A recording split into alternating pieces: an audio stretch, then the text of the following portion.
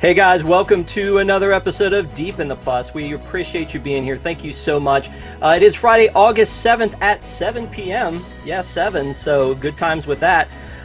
Thanks for joining us. We really appreciate you spending your Friday night with us. And special shout out to our WIGS members who are with us. And if you want to learn more about our Patreon program, we'll tell you at the end. And also, if you want to chat along with us, if you're watching this live, we are in the YouTube chat.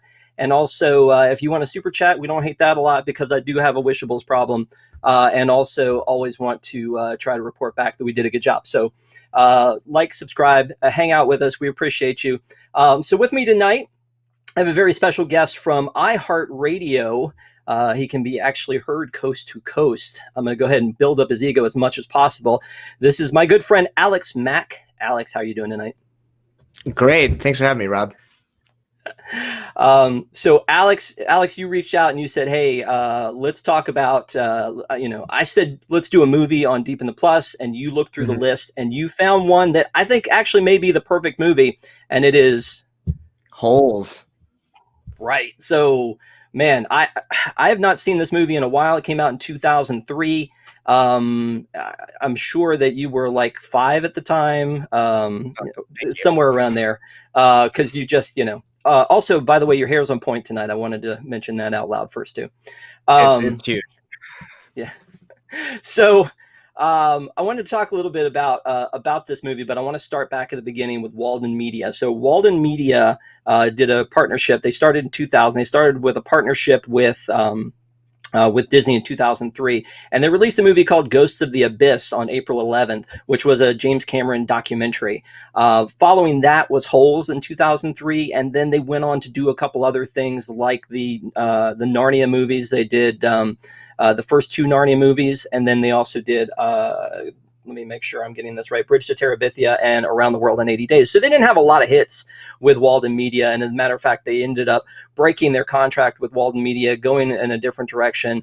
Ironic that Fox picked up that contract and then released the last Narnia movie, and now Disney owns all 3. So Walden Media was a relationship they had for a while. It went away. They came back with the BFG, the Big Friendly Giant, later on, which was NSG, not so good.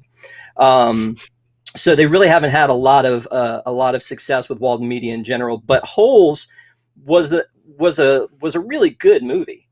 So I was very excited about Holes in as far as a pick for this, Alex. But what is it that you liked about this movie? Did you watch this growing up? Yeah. So I watched it growing up, and I read the book. It was like one of my favorite books growing up. Okay.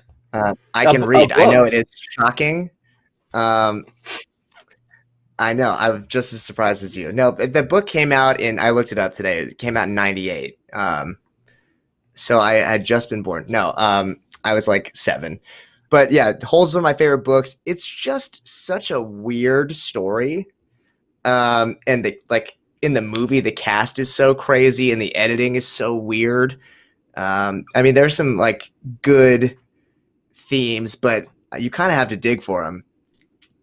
Oh, jokes. He's got jokes. You had to dig for them. Just trying to keep up with you, man. Okay. All right. Well, I mean, you can do the best you can. So when this movie opens up, they open up with these shoes flying. It actually opens up in the desert when it opens up, which you don't really kind of know what's going on when it starts. And then they cut to eventually these shoes coming over the balcony and hitting Shia LaBeouf's character, Stanley Yelnats. Yelnats? Am I pronouncing that right? It's Stanley it's Stanley backwards, right? Yeah. Oh, I don't want to step on you here. I want to make sure to get it absolutely right. So the shoes come over, he gets them, he starts running, and the police come. Here's where I already have a problem. So the police not only arrest him for this, they go to his house with a search warrant to take pictures of the poster on his wall, and then they take him to court. This seems a little extreme for shoes, right? Well, 100%. I mean, the whole movie is so over the top. Whether the whole it's movie. The whole movie. Whether it's just I think the editing is crazy and the acting is so over the top. But that's what I like about it, So just the idea of oh yeah, he's got these shoes. We're gonna go into his house. This poster's good enough for us. We're taking him in. And then in the scene when they're in the courtroom, it's just like, you're either going to jail or essentially juvie, for stealing. And nobody asks any questions. Right. He's just like, well, I guess you're the police, so gotta go. Yeah, I mean, and they say, hey, we're going to send you to camp. And he's like, well, I've never been to camp. To which at this point, my wife said this is a thing that actually happened and may still happen, that crooked judges would get paid, like legit, like outside of the book and the movie. Like this is a thing that happens in society where the crooked judges would get paid to send these kids to these places. Then they would work and make money, and then the money would, some of it get kicked back to the judge to send more of them back and forth. And I was like, how can that possibly still be a thing? And I think they're looking for treasure. They could be, you don't know, but I mean, they could have them making, I don't know, license plates or something like that. So it's really interesting, like that there are the repercussions that there actually could be something like that still happening today. But it did seem so flimsy from the beginning, where I'm like, how can I buy into the idea that there wouldn't have, like they fell off of a bridge? Like, how do you just go ahead and like sue him? And then, Sweet Feet shows up in to press charges, which again seems like that would be a bad PR move for a professional athlete to go prosecute a kid. I mean, am I wrong?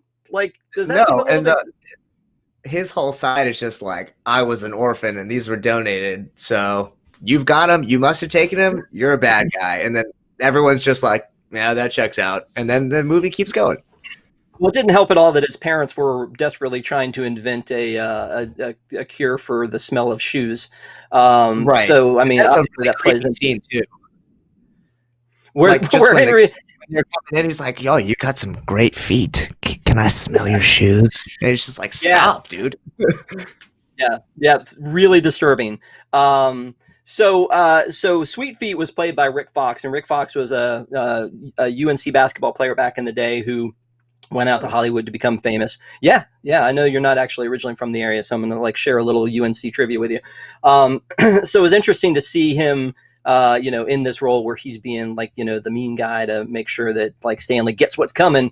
And then, as this movie unfolds and we get into it further and further, I'm just really surprised that I didn't remember how many famous people were in this movie. We talk about the dad played by Henry Winkler. The Fonz, that's big, and he was on Arrested Development, and I mean, he's been in a ton of stuff. He's on the TV show Barry on HBO. Shia LaBeouf, this was his first movie. He was on Even Stevens already when this came out. That was like, I think 2002, 2003, and then this movie comes out in 2003, so he's probably working on them simultaneously. This was his big break. I think he did an amazing job for this. When you think of Shia LaBeouf, is this the movie you think of, or are you like thinking Transformers or Even Stevens? Honestly, I think this is the movie I think of, just because growing up, I watched Even Stevens. And so I remember being like, oh, the guy from Even Stevens is going to like be in a movie. And I had liked the book. So I think of this over Transformers for sure. Yeah. So he's in it. Henry Winkler's in it. The mom, Saban, I think is her name. She was the thing. When I think of the mom, I always think of her from Men in Black, where she was talking about the Egger suit. She's like, yeah, he was wearing an Egger suit. Like that woman, like that will always be her to me. But then they get out to the camp, and you meet Jon Voight, and I'm like, what? Why was Jon Voight in this movie? His performance is bananas. Everything is like the most extreme, and I wasn't even mad about it. It was like, because normally like overacting, I'm like, okay, settle down. But like for some reason, just like when he's got like the gun out and he's shooting the lizard, and just the way he's like cowboy walking, it was like my favorite thing. And then so he goes in and he says, he brings him in, and you're right, it is very over the top, and the whole thing with him like handing the soda over his shoulder and like, giving him shooting him those looks. I mean, he was way overacting in this, but he is as I think the name is Mr. Sir. As Mr. Sir, he is an incredible character in this, and I think is very important to the movie. And then, we have the Warden, who's played by Sigourney Weaver. Yeah, honestly, I had forgotten she was in it, and I was just like, Ellen Ripley? Like, I love the Alien franchise. Yeah, Ben and I were talking about that beforehand. That like when he saw this movie, he didn't know who Sigourney Weaver was, and now it's like, you're right. I mean, she's kind of everywhere. Tim Blake Nelson played the doc in this, or mom, which to me, again, I think this was probably one of his first big things. But his biggest thing that he's known for is "Oh Brother, Where Art Thou?" He was in Heavyweights from Disney. He was in Big City Greens. Like he's a voice in that animated thing from Disney, so he has some ties to Disney. But again, he is really good. As a matter of fact, he's in, I don't know if you watch HBO's Watchmen TV series, but he's in that. So I feel like he's one of those guys, I see him in everything. But as mom, he was the perfect kind of punching bag for the warden, and he was trying to be the tough guy around the kids. So I think that was kind of cool. And the whole bit where he's making them like say their actual names, but they've already given each other nicknames. That seemed a little bit far-fetched too in the movie. Like we're like, it's like, call me Armpit. I mean, like, it seemed, I'm going to beat you up. It's like a weird combination of like the Green Mile and like Lord of the Flies. I was like, it just feels like really intense prison yard. And these kids are like at juvie basically. Right.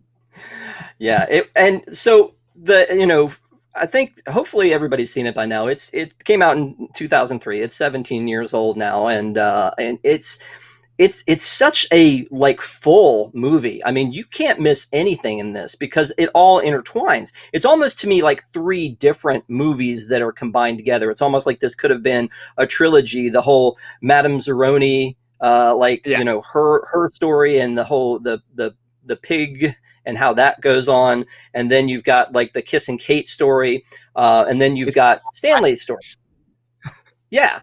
I mean, it is. And some of it is really good. Like some of like the cinematography when they're showing like kind of Kate's run through history, and Kate was played by Patricia Arquette. And again, amazing to have like add that to the cast, Patricia Arquette in here. But to be able to see like they have this like kind of montage scene, and it looks very Western, and it's got some sepia and the newspapers and all that. And it's almost like I want to see that movie. Like that movie just by itself would have been pretty cool to see. And then on top of that, you've got Sam played by Dule Hill, and he, that's almost like, it's almost like a message movie at that point, because theirs is a love that's forbidden and how awful these people are. And then she goes out for her revenge. And so, like, again, that was a cool movie unto itself. The little fable with Madame Zeroni, played by Eartha Kitt, who, for Disney fans, is the voice of Yzma. For old people like me, she was the voice of Catwoman. I was watching it, and I was watching it, and I was like, why do I know her voice? Yeah. And I love Yzma. That makes so much sense. Yeah. So she was Catwoman on the old Adam West TV show. And like that's again, I think she was amazing. She was also in Boomerang with Eddie Murphy.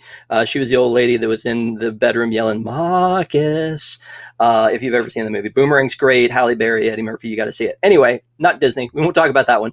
But so when these stories are all taking place, if you look away for a minute, you might miss something super important, because it all kind of comes to a head later on in the movie, where you see how they all fit together. And it's almost brilliant, because a lot of times when they foreshadow things, you see it coming. I don't know that I saw it coming the first time I saw this movie. Was this your first time watching it? Oh, no. I just haven't seen it in a long time. Yeah. I mean, same. So, I mean, do you agree that, like, it's so well, and maybe it goes back to Louis Sachar's book. You said you read the book. Does this keep pretty true to the book? From what I remember, yeah. I mean, listen, it's been a while since I read the book, but yeah, from what I remember, it was like pretty close. But you're right, there are like weird little things that I didn't pick up on the first time I watched it, like, when they're digging and they find the lipstick and it looks like a bullet casing or whatever. Like, I had forgotten that. I was like, oh, Kiss and Kate with the lipstick, but like, I wouldn't have put that together from the flashback that had happened explaining her kissing thing, Right. Oh, and like the sploosh that Zero finds when he turns over the boat and finds the stuff that he's drinking, which are really the peaches that Sam had made or had gotten from Kate, and it feels like that would be poisonous after all this time, but maybe it fermented into a fine wine. I don't know. So it, again, it feels like three stories, and it also feels like, and I wrote this down, it feels like it's a family mystery comedy Western.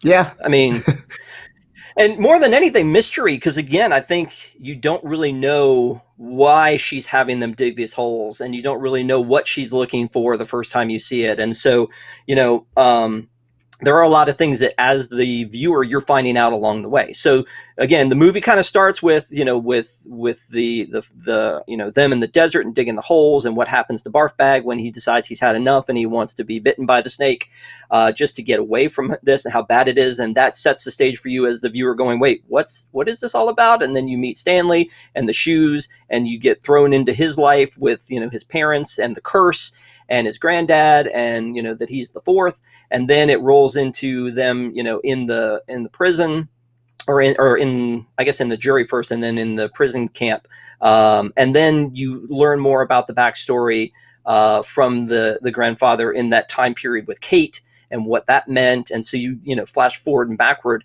but you don't really understand how Sigourney Weaver's tied into it for most of the movie.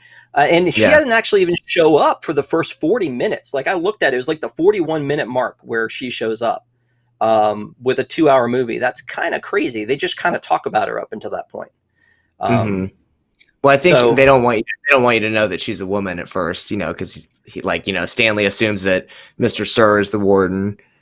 Also, like you explaining all that stuff, I would love to be, or at least watch a person who's never seen this movie react to what you just said, explaining all of those storylines. Because if you're somebody who's never seen this or read the book, you'd be like, what are you talking about? Right.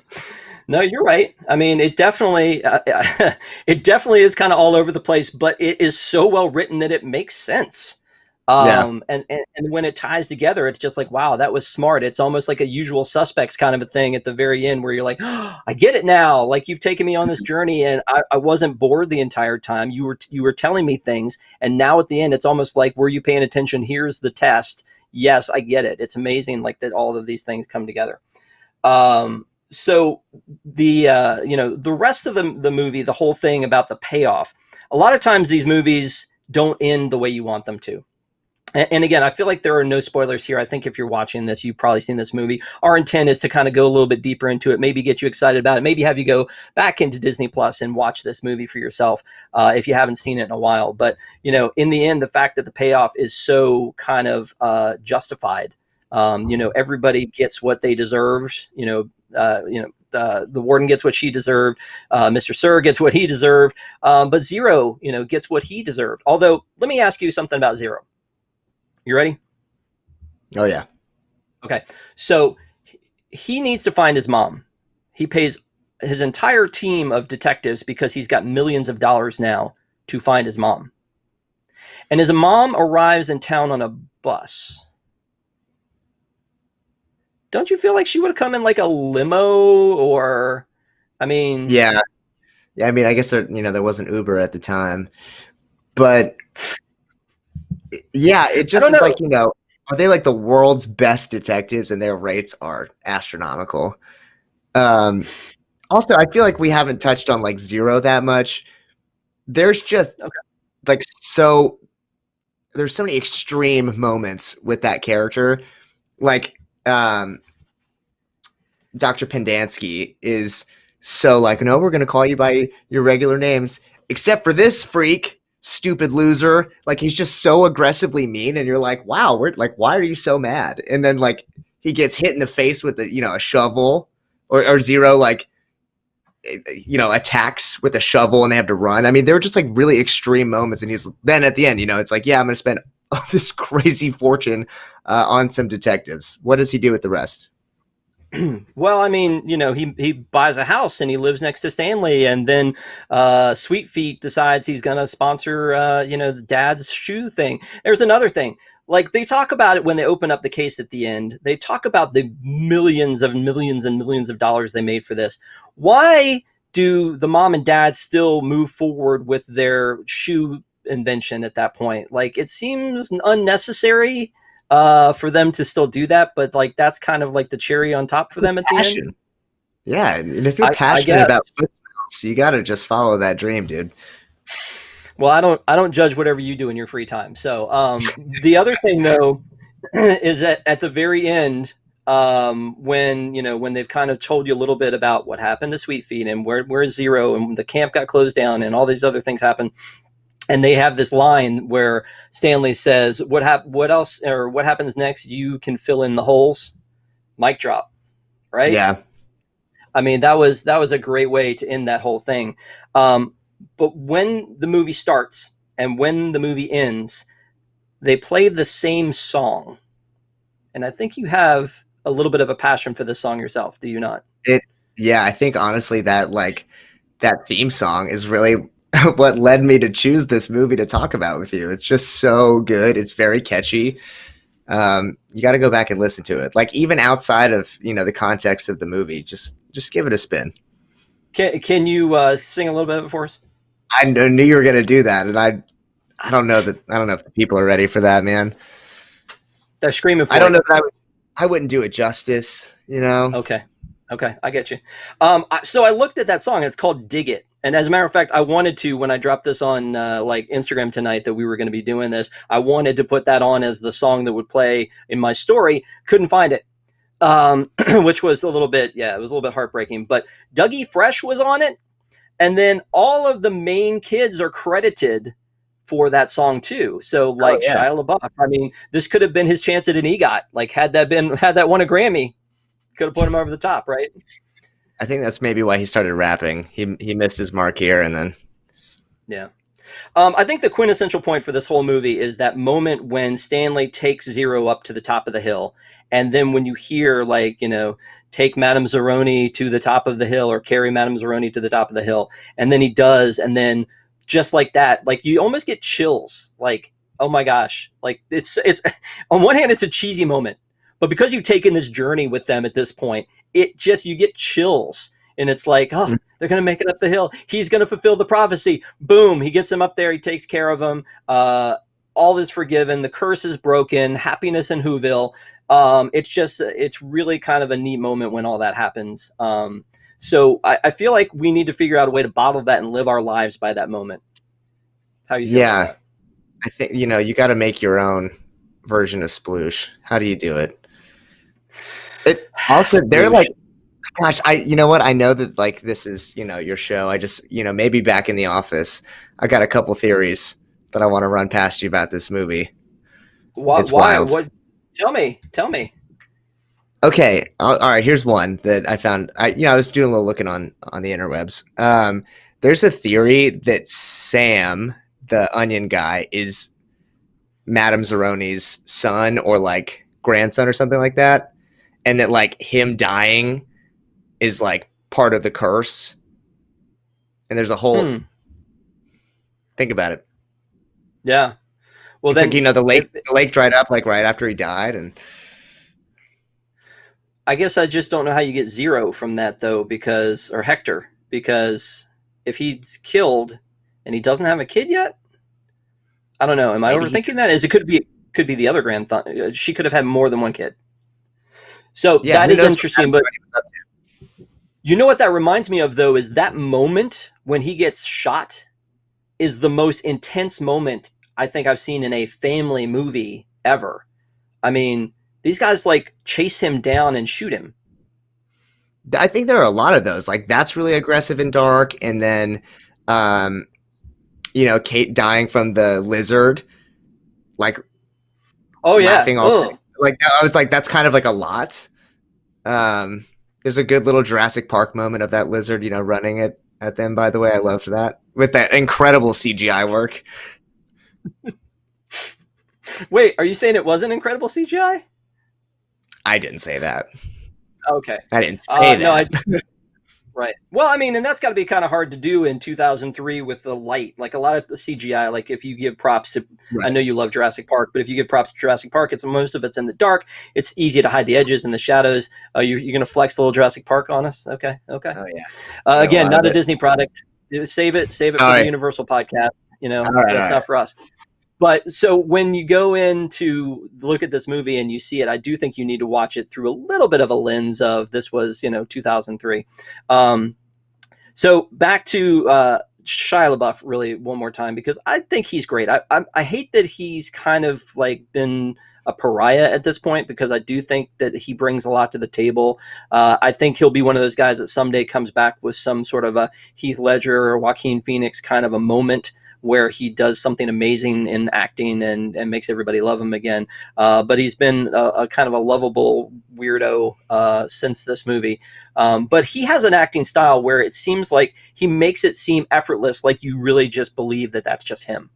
He really, I don't know. What do you think? Yeah, no, I agree with that. And I even remember thinking this is such a specific detail that I've really pulled from this. So it sounds crazy, but um, the scene in the beginning when they're at dinner, and he's like kind of explaining, what happened, and they're talking about the family curse and everything. Even just like the way he's eating dinner, and he takes a sip of water and kind of like chews the water. Like, I mean, like he's like almost like rinsing out his mouth or something. It's so like realistic. I just remember thinking like he's a great actor, even as like a kid. Like that's such like just believable little details like that.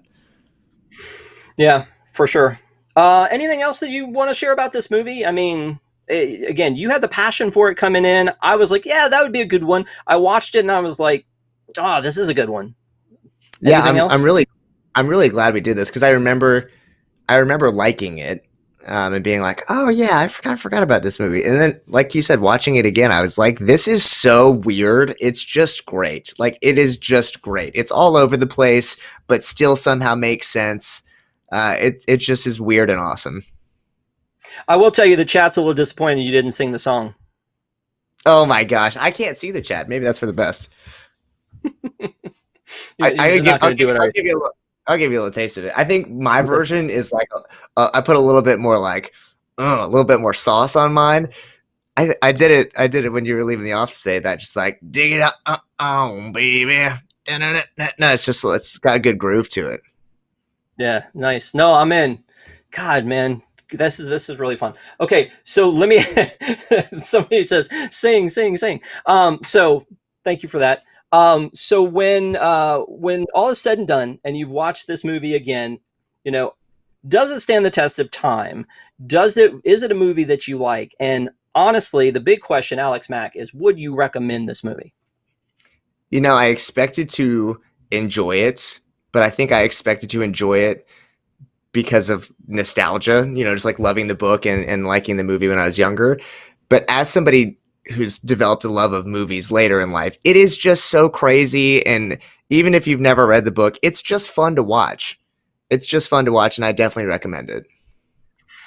Yeah, I would say the same thing. There are some movies where anybody who watches the show will know I say, if you're a Disney fan, you should watch this movie. I don't think it's necessary as a Disney fan to watch this movie, but I do think that it is a good movie. Like, I think it's one that if you, bring the family together and pop it on a Friday night like tonight, or you just want to, go back and rewatch it or have it on. I don't even think you can just have it on. I think you need to be devices down watching this movie because of all the details that are in it. So I would definitely recommend this movie to anyone who hasn't seen it. If you've watched this far, you have so much information already, and hopefully, you can still go back and enjoy it. I think you can. Like, I still enjoyed it knowing all the secrets, and part of that is because I forgot a lot of them as we went through it.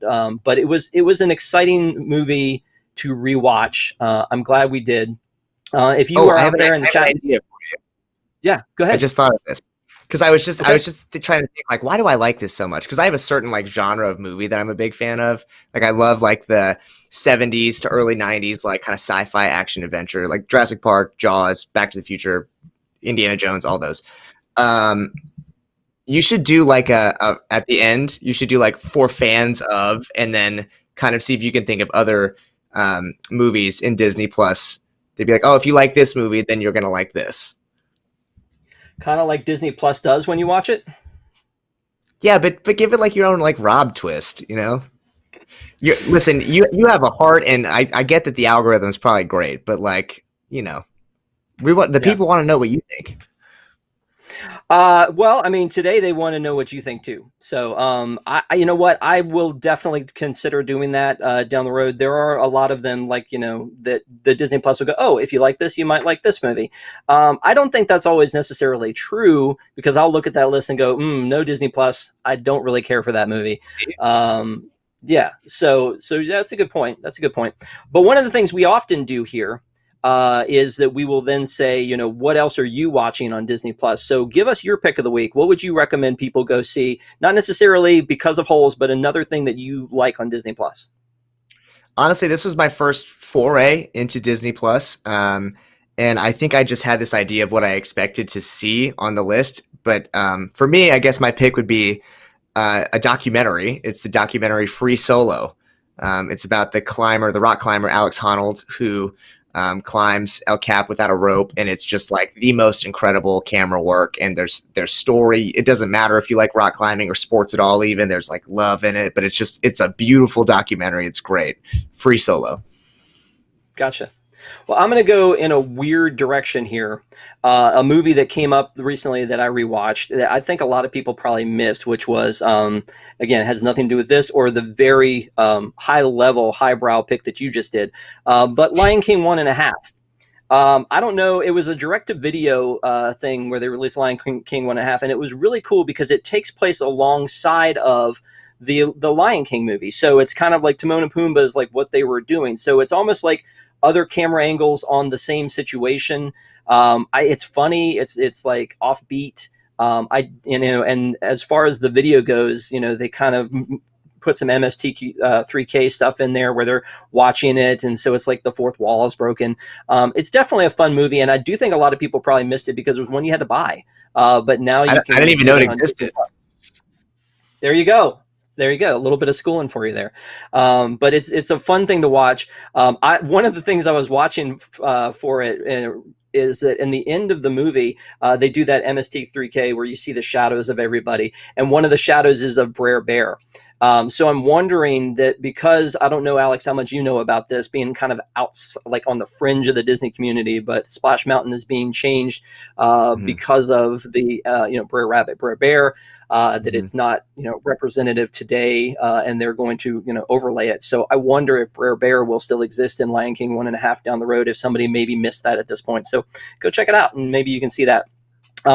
So I do think that there also is a big thing to mention, and it's been mentioned in the chat today, that Howard, the story of Howard Ashman, hit Disney Plus today. So definitely go check that out. We may go into that at some point, but because it's so kind of fresh and new, it's kind of outside the scope of where we usually go in Deep in the Plus. But I definitely think it's going to be amazing. I haven't seen it yet, but I'm looking forward to watching it. Howard Ashman and Alan Menken, of course, responsible for all the great music in the golden age of Disney with The Little Mermaid and Beauty and the Beast and Aladdin. So definitely something you should check out. Thank you to everybody who was watching tonight. If you have any other comments, please drop us a comment, or you can hit up at Deep in the Plus, or if you have questions for Alex and how he keeps his hair so on point, at Alex Mack Live on social media, or you can catch him on iHeartRadio. And then, again, a special thanks to our wigs. If you are not one of our WDWNT Interglobe Society members, man, you should be. We have a lot of great content for you that you can unlock. You can see the post shows for News Tonight. You can see the post shows for Park Center. It's a great way to kind of show your support for WDWNT, and we love our WIGS members. So thank you so much to all our WIGS members who are with us tonight and who are always with us. And then I also want to ask if anybody has not already, if you would give us a like tonight, we would certainly appreciate it. All of the likes that we get, we can then show Tom that you actually not appreciate, but did you like what we're doing? If you don't like what we're doing, I get it. But if you can give us a like, we would appreciate it greatly. Also, next week, Allison from Park Center will be with me, and we will be doing the Mouseketeers Go to Walt Disney World, something that dropped on Disney Plus, and it is too much of a of a spectacle for us not to break into on Deep in the Plus. So again, thank you guys so much for joining us tonight. We appreciate you as always. Have a great night, a great weekend. Alex, thank you for being with me tonight and doing this. I really appreciate you doing it and taking your time to share it with us. Thanks so much for having me, man. This is great. Yeah. All right, and thanks to Ben for keeping everything going. And again, have a great night. We love you guys. See you. Be safe.